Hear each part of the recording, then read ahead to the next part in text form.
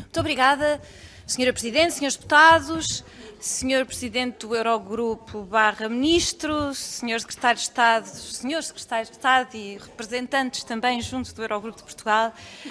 Eu, como não sei como devo chamá-los, enfim, vou usando vários, o que preferirem deste tratamento. O do título que hei de usar e que prefere, mas é o que preferir, Sr. Presidente do Eurogrupo, então, fica assim, se é o que prefere. E nós gostávamos primeiro de obter esclarecimentos, efetivamente, aliás, é o sentido do nosso esclarecimento, do nosso requerimento, sobre a situação dos Estados-membros e, naturalmente, com enfoque em Portugal, mas também sobre a reforma da zona euro. E eu começava pelo primeiro ponto do nosso requerimento e gostava de saber, e aqui, Sr. Ministro, é importante que perceba que nós não temos problema absolutamente nenhum que o Sr. Ministro seja também Presidente do Eurogrupo. O problema prende-se fundamentalmente com o facto que nessas duas situações é incoerente. A sua posição não é coerente.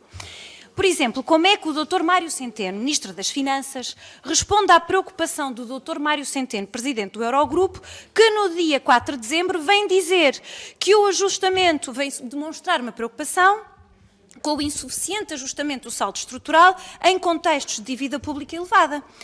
Será que o Presidente do Eurogrupo tem consciência que o saldo estrutural em Portugal, a previsão do Governo, do Sr. Ministro das Finanças, não cumpre com a melhoria de 0,6 pontos do PIB que é exigido pelo Pacto de Estabilidade? Como é que o Dr. Mário Centeno, Ministro das Finanças, responde ao pedido do Dr. Mário Centeno, Presidente do Eurogrupo, numa carta de fevereiro de 2019, e passa a citar, diz para apressar as reformas estruturais para aumentar a produtividade em Portugal? Será que o Ministro das Finanças explicou ao Presidente do Eurogrupo que com este Governo, de facto, registou uma perda de produtividade em termos reais e para toda a economia de 0,4%? Uma descida ao longo de 3 anos que Portugal nunca tinha visto? E como é que o Ministro das Finanças vai responder à preocupação demonstrada no documento de acompanhamento pós-programa, que foi debatido na reunião do Eurogrupo de fevereiro também, a quem o Sr. Presidente do Eurogrupo naturalmente presidiu, sobre a dívida externa e a deterioração do saldo externo? Diz o Dr. Mário Centeno, numa carta de fevereiro, portanto, enquanto Presidente do Eurogrupo, que o representante de Portugal, presume-se o Sr. Secretário de Estado, reiterou o compromisso das autoridades em adotar reformas estruturais. Sr. Ministro, que reformas? Não se vislumbra que este Governo tenha realizado qualquer reforma. O problema, Sr. Ministro, é que o Sr. Ministro não tem duas posições diferentes, tem 2 chapéus. Aliás, tem mais do que isso, tem 2 caras completamente diferentes, 2 discursos que são diametralmente opostos. E se calhar é por não fazerem caso o que anda a recomendar a outros países, que a Comissão Europeia, nas suas previsões de fevereiro, voltou a baixar as previsões para a economia portuguesa em 2019 e 2020 e Portugal continua na cauda da Europa em termos de crescimento do PIB. Em 2018 foram 21 países que cresceram mais de Portugal. Em 2019 serão 18 países. E em 2020, presumivelmente, 17 países vão crescer mais de Portugal, incluindo todos, Sr. Ministro, Sr. Presidente do Eurogrupo sabe bem, incluindo todos aqueles que tiveram programas de ajustamento.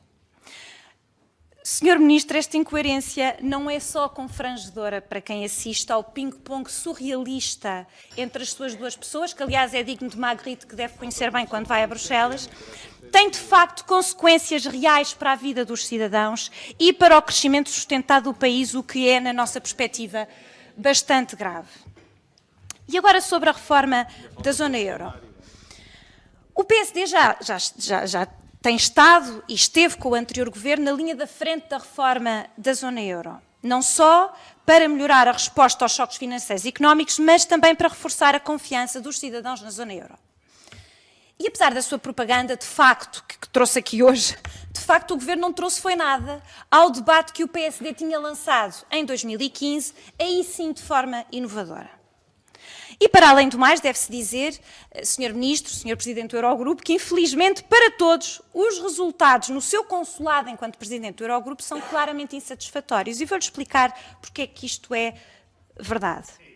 A linha do tempo da reforma da UEM no seu consulado tem sido, no mínimo, insólita. Em junho do ano passado, As decisões sobre as principais reformas da zona euro, nomeadamente aquelas que têm a ver com a partilha de risco entre diferentes países, foram proteladas. Supostamente seriam proteladas para dezembro, haveria resultados em dezembro e foi divulgado um calendário, um roadmap, na expressão técnica inglesa que foi usada. Só que chegámos a dezembro.